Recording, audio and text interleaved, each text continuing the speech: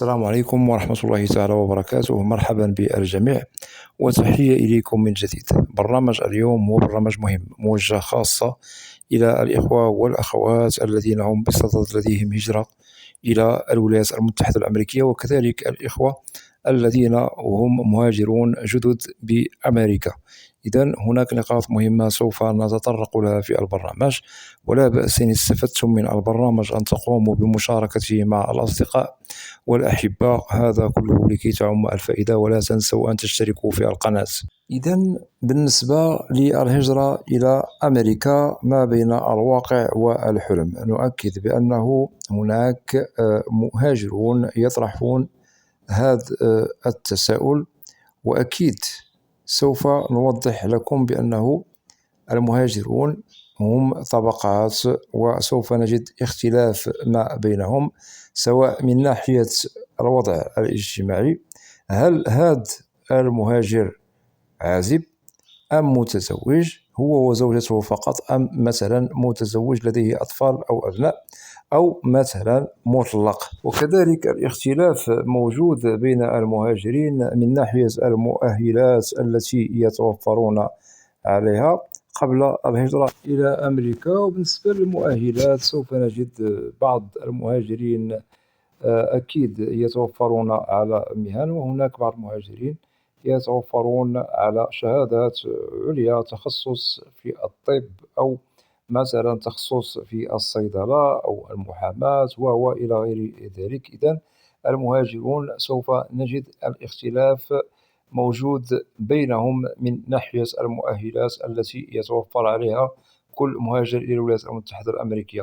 وكذلك هناك اختلاف في الأعمار، سوف نجد المهاجر الذي سيهاجر في عمر ممكن أن نحسبه المتوسط، مثلا لا زال شابا، وسوف نجد المهاجر الذي فات عمر الشباب. إذن هذا كذلك موجود. هناك اختلاف بين المهاجرين من حيث الدراسة ومصادر العلم الذي اكتسبها في حياته، لأن هناك بعض المهاجرين ليس لديهم مستويات دراسية، وهناك أكيد مهاجرين لديهم مستويات متوسطة وعليا، ومنهم من يتوفر على شهادات عليا. إذن الاختلافات التي ذكرناها لكم هي موجودة ومتوفرة بين المهاجرين. وكذلك سوف نجد الطموح للبحث عن مستقبل في الولايات المتحدة لتحقيق الحلم الأمريكي يختلف أكيد من مهاجر إلى مهاجر آخر. إذن الواقع والحلم بأمريكا هو بين يد المهاجر الذي وضحنا وضعه وظروفه المختلفة. إذن بالنسبة لبعض المهاجرين ممكن أنه يفرض نفسه على أرض الواقع بالولايات المتحدة. هذا المهاجر أكيد سوف يحقق الحلم الأمريكي. أما المهاجر الذي لا يفرض نفسه على أرض الواقع أي داخل الأراضي الأمريكية ويظل يحلم بأنه سوف يحقق الحلم الأمريكي بدون الاشتغال بالأسباب، فهنا هذا يعتبر مهاجر يحلم فقط، ليس كالمهاجر الذي أكيد يحلم ولكن يشتغل على أرض الواقع. هنا الفارق موجود بين هذا المهاجر الذي هو لديه طموح لكي يصل إلى مستقبله بالولايات المتحدة، وكذلك بالنسبة للمهاجر الذي ليس لديه طموح، أكيد يظل دائما في مكانه دون أنه يسير بخطوات إلى الأمام، لأنه أكيد السماء بالولايات المتحدة الأمريكية لا تمطر ذهبا ولا فضة، بل يجب أن يشتغل المهاجر بجدية على أرض الواقع إذا أراد تحقيق المبتغى والمراد بالولايات المتحدة.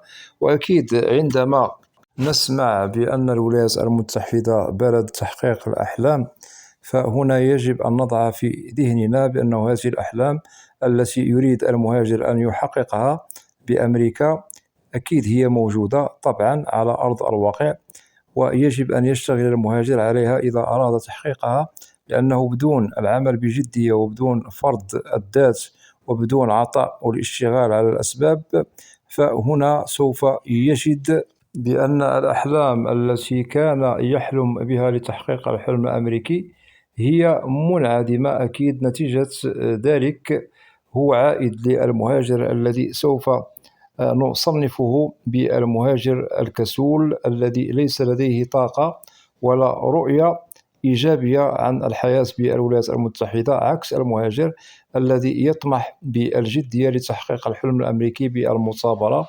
والتعب. فأكيد هذا المهاجر إن حلم بأحلام ووضع النقاط والخطة لتحقيقها على أرض الواقع، فأكيد الولايات المتحدة تضمن له تحقيق كل ما حلم به على أرض الواقع، لأنه بدون رؤية صائبة وإيجابية لأجل العيش بأمريكا فلا يمكن للمهاجر أن يصل إلى تحقيق الحلم الأمريكي.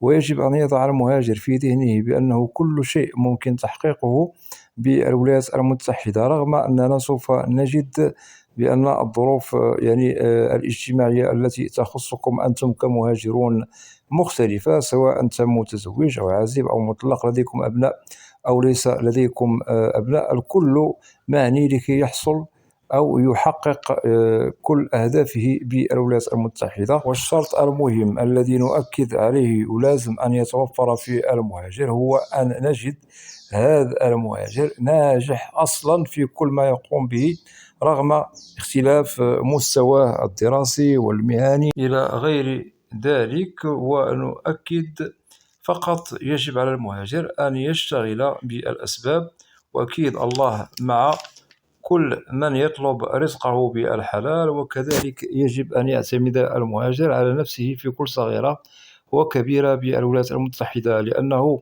كما ذكرنا أمريكا هي بلد الأحلام وبلد الفرص، وتستقبل كما مهما من المهاجرين من جنسيات مختلفة. اقتصاد الولايات المتحدة الأمريكية اقتصاد مهم، وأغلبية المهاجرين المعنيين بالهجرة القانونية عندما يتحصلوا على الإقامة الدائمة والتي تعنى بالجرين كارد، فهؤلاء لديهم الطريق ممهد لأجل تحسين الوضع من الحسن إلى الأحسن. ولا يفرق تحقيق الحلم الأمريكي بين المهاجرين إلا في حالة استثنائية، عندما نجد مهاجرون يعتمدون على الآخر وعلى الأحلام التي نصفها بالثراء، لأنهم لا يستغلون الفرص المواتية بالولايات المتحدة ولا يشتغلون بضوابط ولا يفرضون ذاتهم على أرض الواقع بالولايات المتحدة الأمريكية.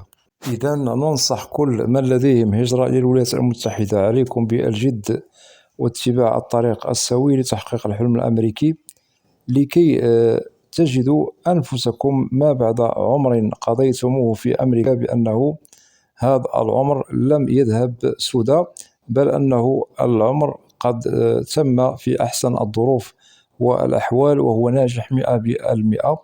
وأكيد هذا يحسب على الإنتاج والثمار التي أنتم أنتجتموها ما بعد تعب وكد وعمل جاد قضيتموه كرحلة وهجرة إلى الولايات المتحدة الأمريكية، واستفدتم من الوقت الذي يحسب على عمركم. إذن المهاجر الناجح يظل ناجحا، ممكن له تحقيق كل ما حلم به سابقا، وأكيد تحقيق الحلم سوف يتحقق على أرض الواقع. أما المهاجر المحسوب على الكسلاء فهذا عندما يدخل إلى أمريكا ويستهين بالوقت ولا يغتنم الفرص المواتية لتحقيق الحلم الأمريكي، ويظل يحلم فقط بدون عمل وجدية على أرض الواقع، نؤكد سوف الثمار الفاسدة التي تحسب على ضياع وقته والفرص المواتية التي لم يستغلها لتحقيق الحلم الأمريكي. وهذا أكيد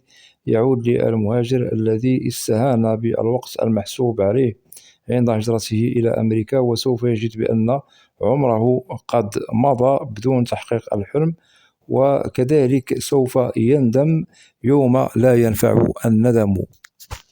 إذن على العموم وللخلاصة، الولايات المتحدة الأمريكية تريد المهاجر الطموح المجتهد المعطاء، ولا تريد المهاجر الكسول الغير المعطاء.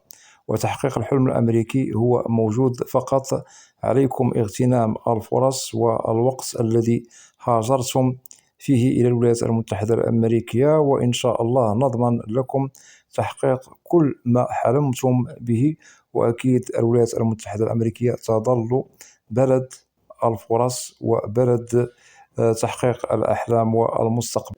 الهادف فقط الثقة في النفس، وإن شاء الله أموركم تمام. وعندما تتحصلوا على الإقامة الدائمة، فهذه الإقامة تخول لكم عيشا كريما بالولايات المتحدة. فقط عليكم استغلال الفرص والوقت الذي سوف تقضوه كمهاجرون مقيمون بالولايات المتحدة الأمريكية. وفي الأخير ممكن أنكم سوف تجنون يعني ثمار موفقة لمستقبل حياتكم. متمنيا للجميع التوفيق، وأتمنى من الإخوة والأخوات الذين لا زالوا لم يشتركوا في القناة، أدعوكم للاشتراك في القناة وتفعيل زر الجرس ليصل إليكم كل جديد. ولا تنسوا أن تدعمونا دائما باللايك لكي نصل إلى أكبر نسبة من المشاهدة. وبالنسبة للقناة، محتواها كامل وشامل عن الهجرة والمهاجر إلى الولايات المتحدة الأمريكية بشكل عام وكتعريف. وإذا لديكم أسئلة ممكن طرحها كتعليق، وسوف تجدوا الإجابة عبر البرنامج المعروف في القناة، برنامج أسئلة وأجوبة، لأنني لا أستثني منكم أحدا. وأود أن أشكر جزيل الشكر كل الإخوة والأخوات الذين يقومون بوضع تعاليق محترمة. مرحبا بكم جميعا بأسمائكم، وإلى لقاء قريب بإذن الله، والسلام عليكم ورحمة الله تعالى وبركاته.